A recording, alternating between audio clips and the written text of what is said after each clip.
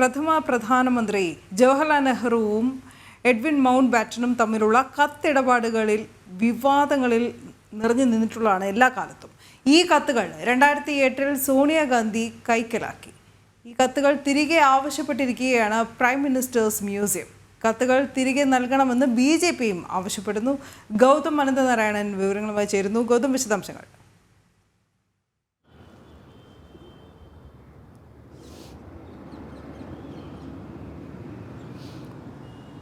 കഴിഞ്ഞ ദിവസം പാർലമെന്റിൽ ഉൾപ്പെടെ ഈ വിഷയം ഉയർന്നു വന്നിരിക്കുകയാണ്. ഇന്നലെ prime ministers museum and library Nehru കുടുംബത്തോട് ഔദ്യോഗികമായി തന്നെ ഒരു കത്ത് മുഖാന്തരം ഈ ഒരു ആവശ്യം മുന്നോട്ട് വെച്ചിരിക്കുന്നു.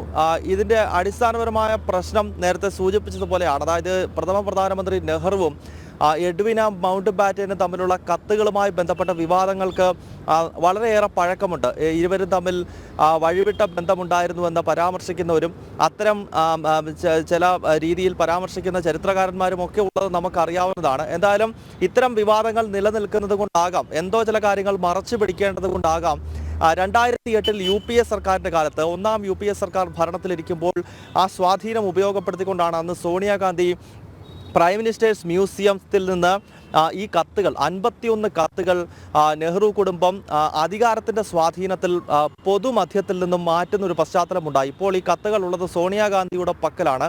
51 ഇത്തരം കത്തുകളാണ് സോണിയാഗാന്ധി അന്ന് കൈക്കലാക്കിയത്. ഈ 51 കത്തുകളും നെഹ്റുവും എഡ്വിനെയും തമ്മിലുള്ളതല്ല. അതിൽ കൂടുതലും നെഹ്റുവും എഡ്വിനെയും പരസ്പരം എഴുതിയ കത്തുകളാണ്. അതോടൊപ്പം തന്നെ നെഹ്റു ജയപ്രകാശ് നാരായണനും ആൽബർട്ട് ഐൻസ്റ്റൈനും ഒക്കെ എഴുതിയ കത്തുകൾ എന്തൊക്കെയോ ചില കാരണങ്ങളാൽ സോണിയാഗാന്ധി മുഖ്യധാരയിൽ നിന്നും മാറ്റിവെക്കുവാനായിട്ട് ഒരു ശ്രമം നടത്തി. അങ്ങനെ 10 ജൻമത്തിൽ സോണിയ സ്വന്തം വസതിയിലേക്ക് ഈ 51 കത്തുകൾ കൊണ്ട് രഹസ്യമായി സൂക്ഷിക്കുന്ന ഒരു പശ്ചാത്തലമുണ്ടായി. അന്ന് തന്നെ ഇതിനെതിരെ വിമർശനം ഉയർന്നിരുന്നുവെങ്കിലും നമുക്കറിയാം UPA ഭരണകാലം അത് ഒരു പ്രധാനമന്ത്രി മൻമോഹൻ സിംഗ് ഉണ്ടെങ്കിൽ അതിനെ റിമോട്ട് കൺട്രോൾ പ്രധാനമന്ത്രി എന്നാണ് പൊതുവെ വിശേഷിപ്പിച്ചിരുന്നത്. കാര്യങ്ങൾ തീരുമാനിച്ചത് 10 ജൻമത്തിലിരുന്നു കൊണ്ട് UPAയുടെ ചെയർപേഴ്സണായ സോണിയാഗാന്ധിയായിരുന്നു. അതിനാൽ അന്ന് തന്നെ പല ചരിത്രകാരന്മാരും ഈ രേഖകൾ പ്രൈം മിനിസ്റ്റേഴ്സ് മ്യൂസിയത്തിൽ നിന്നും എടുത്തു മാറ്റിയ സോണിയയുടെ നടപടിയെ ചോദ്യം ചെയ്തുവെങ്കിലും അധികാരത്തിൻ്റെ ഹുങ്കിൽ ആ ചോദ്യം ചെയ്യലിനെ എല്ലാം അടിച്ചമർത്തുകയാണ് നെഹ്റു കുടുംബം ചെയ്തത്. പക്ഷേ ഇപ്പോൾ വളരെ ശ്രദ്ധേയമായൊരു നീക്കം നടന്നിരിക്കുന്നത് പ്രൈം മിനിസ്റ്റേഴ്സ് മ്യൂസിയം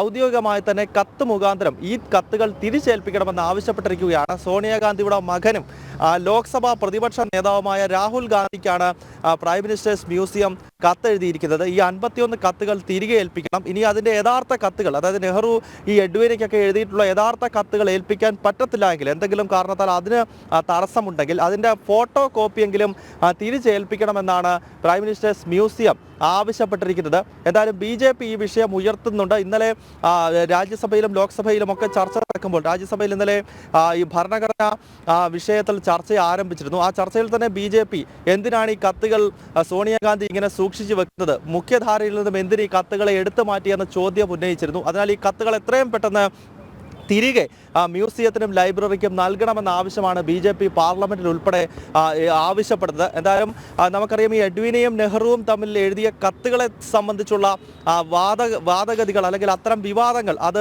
വളരെ പഴക്കം ചെന്നതാണ്. അതിപ്പോഴും തുടരുന്നു എന്നത് തന്നെയാണ് ഇതിലൂടെ മനസ്സിലാക്കേണ്ടത്. ഒപ്പം നെഹ്റു കുടുംബത്തെ സംബന്ധിച്ചിടത്തോളം ഇത് വലിയൊരു ക്ഷീണം കൂടിയാണ്. കാരണം ഇത് മറച്ചു പിടിക്കാൻ വേണ്ടിയാണ് ഈ കത്തുകൾ 2008 അധികാരം ഉപയോഗപ്പെടുത്തിക്കൊണ്ട് സോണിയാഗാന്ധി ഇത് സ്വന്തം വീട്ടിലേക്ക് കൊണ്ടുപോയത്. പക്ഷേ ഇതിപ്പോൾ പൊതുമധ്യത്തിലേക്ക് തിരിച്ചു കൊണ്ടുവരണം എന്ന് പറയുന്നത് തീർച്ചയായും നെഹ്റു പരിവാറിനെ സംബന്ധിച്ചൊരു വലിയ ക്ഷീണമാണ്. അനു.